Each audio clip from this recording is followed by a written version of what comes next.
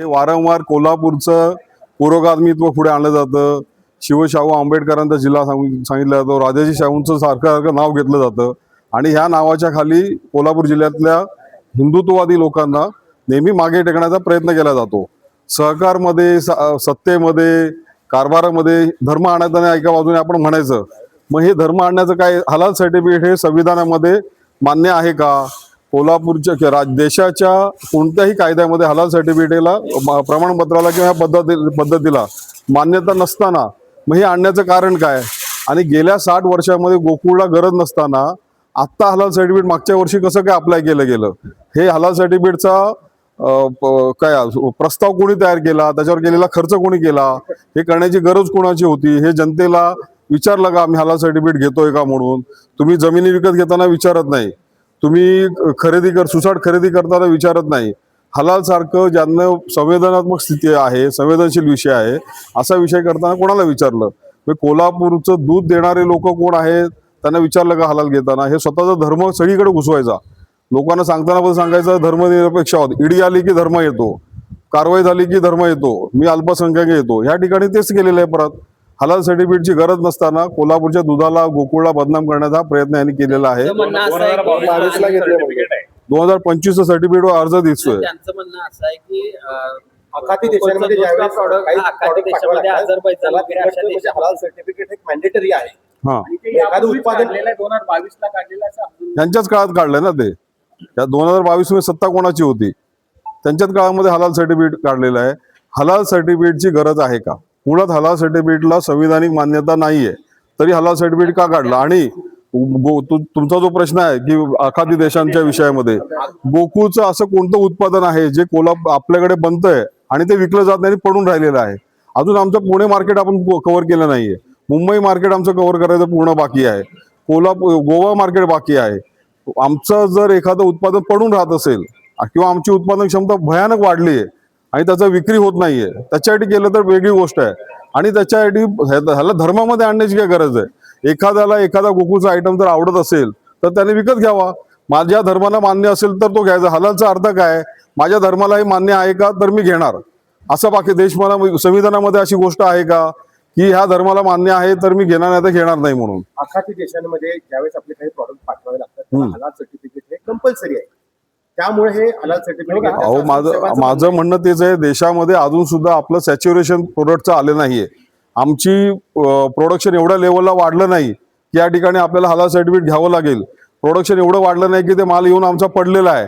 अहो raw material विकत घेतलेलं अजून वापरलं जात नाहीये. कुठलं सर्टिफिकेट? हा मोठा डाव आहे. आम्हाला जे कळलं, ही निवडणूक लावून मागच्या वर्षी 6 मेला एप्रिलमध्ये निवडणूक लागणार होती आणि ह्यांची ऑलरेडी डील ठरलेली आखाती देशाला काही जणांबरोबर. आता तिथे डिस्ट्रीब्युटर कोण असणार मला सांगा? ह्यांच्याच नातेवाईकांचा ह्यांच्या घराला कुठे डिस्ट्रीब्युटर होणार? सगळा पैशाचं सायफनिक पूर्ण येणार. हे सगळे प्रकारे ठरलेले आहे. सगळं सहकारामध्ये धर्म का आणला याचं उत्तर दिलं पाहिजे. खरं म्हणजे तुमच्या मतानुसार हलाल सर्टिफिकेट कशासाठी घेतलं जातं?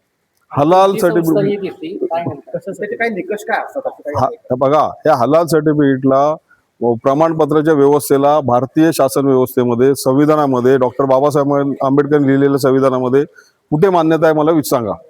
हे नाही. हे यांचं आणि ठरवलेलं एक व्यवस्था निर्माण केलेली आहे. आम्हाला म्हणायचं धर्म गेल्यानंतर भारतातल्या अनेक कंपन्यांनी ते सर्टिफिकेट घेतलं, तिथले सर्टिफिकेट सुद्धा दिसतात त्यांची. अहो त्या खाजगी कंपनी करू द्या ना. इथं तुम्ही समाजाला विचारलं का? गोकुळच्या उत्पादन संचालक मंडळ म्हणजे काय गोकुळ नव्हे ना? गोकुळचं राष्ट्रीय आपलं एजीएम जी होती, एजीएम मध्ये हा विषय आला का कुठे? तुम्ही लपून छपून का केलं? हे लोकांना का माहित नाहीये? गोकुळच्या उत्पादकांना हे माहिती आहे, मान्य आहे का? गोकुळच्या खरेदीदारांना हे मान्य आहे का? उद्या ह्याचा खरेदीवर परिणाम होणार की नाही? आतापर्यंत आपण बघितलं, ज्या वेळी हलाल सर्टिफिकेटचा प्रश्न झाला त्या उत्पादनावर परिणाम झालेला आहे, त्या ब्रँडवर परिणाम झालेला आहे. मग तुम्हाला जो देशातला बहुल हिंदू समाज आहे तो महत्वाचा आहे, तर तुम्ही मॅनेजमेंटमध्ये आज म्हणून मुस्लिम समाज तुम्ही लागून चालून करताय. आणि हलाल सर्टिफिकेट ही कंपल्सरी विषय नाहीये. मला जर मी मुस्लिम आहे, किती मुस्लिम आहे मला सांगा? चांगले सुशिक्षित मुस्लिम आहेत ना, ज्यांना हलाल सर्टिफिकेटची गरज नाही विकत घेताना. हलाल का त्यांचा शर्यतला विषय असेल तो. एवढे वर्ष काय नव्हतं हलाल सर्टिफिकेट? 2000 वर्षापासून 1600 वर्षापासूनचा धर्म आहे ना. मग आता हलाल सर्टिफिकेटची काय विषय आला? तुम्ही म्हणता हे डील ठरलं होतं तर हे डील बाहेर काढणार का? मग कागदपत्र हे एवढं ना, कागदपत्र एवढं लपवत आहेत. सगळ्या विषयामध्ये लपवलपी सुरू आहे. कागदपत्र बाहेर आले की सगळं देणार आम्हाला. जशी प्रशासक आलेला आहे, तुम्ही थेट प्रशासकांवर आरोप करतायत का? कारण कागदपत्र प्रशासकांना हे माहितच नाही अजून. द्यायला पाहिजे होती प्रशासकांनी. हो, प्रशासक आता दबावामध्ये अजून सुद्धा आहेत. या ठिकाणी प्रशासकांनी कारवाई सुद्धा केली, काल परवा आपण पेपरमध्ये बघितली आहे. पण ज्याने ती द्यायची आहे शेवटी प्रशासक तो कायदे धरून हाणून मारणार नाही कोणाला, तो कायद्याची कारवाई करणार. आम्ही कारवाईसाठी आता आग्रह धरणार आहोतच. तर मग जे प्रशासक आल्यानंतर तुम्ही पेढे वाटप केलेलं होतं, मग हो. तेच प्रशासक तुम्हाला आता सहकार्य करत नाहीत असं नाही नाही, प्रशासक त्यांचं काम करतायत, ते सहकार्य करत नाही असं नाही, ते त्यांचा प्रयत्न करतायत. त्याचे रेकॉर्ड्स तयार होत आहेत, मिनिट्स होत आहेत, मिनिट्स ऑफ मीटिंग मध्ये रेकॉर्डला सगळं येत आहे. भरपूर कारवाया गोष्टी बाहेर पडतात, तुम्हाला बघता आहात. ह्या गोष्टी आता का बाहेर पडल्या आहेत? लोक आता गोकुळमध्ये कामगार खुल्या मनाने बोलायला लागलेत, खुल्या मनाने काम करायला लागलेले आहेत. त्यामुळे प्रशासक आल्यानंतरचं उत्साह वाढलेला आहे. दूध सुद्धा 1 लाख लिटर पर्यंत दूध वाढलेलं आहे. तर प्रशासक आल्याचा पायगुण चांगला आहे आणि फरक पडणार नक्की. आणि यामध्ये सगळ्या deal- गोकुळ निवडणूक तोंडावर आहे. तुम्ही निवडणूक लढवणार आहात का? लढवणार नसाल तर कोणाच्या सपोर्ट मध्ये तुम्ही उतरणार? शेवटी नाही, गोकुळ हो, वाचवायचं असेल, हो, हो, हो. गोकुळच्या राजकारणात जावं लागेल. हो हो हो, ह्या प्रश्नाचं उत्तर असं देईन, अजून भरपूर पुलाखालून पाणी जायचं आहे, भरपूर गोष्टी अजून घडायच्या आहेत. आता आलेला आदेश हा व्हॅलिड आहे की नाही बघायचा आहे. त्याच्यासाठी आम्ही सगळी वकिलांशी वगैरे चर्चा करतो आहोत. हे सगळं नीट आहे का? हे 5470चं यादी सुद्धा त्यांनी आतमध्ये घेतलेली आहे. मग जो काय हायकोर्टामध्ये जो काय 3 महिने झाला तो टाइमपास होता का? ह्या बेकायदेशीर सभासदांना घेऊन निवडणूक कशी घेणार?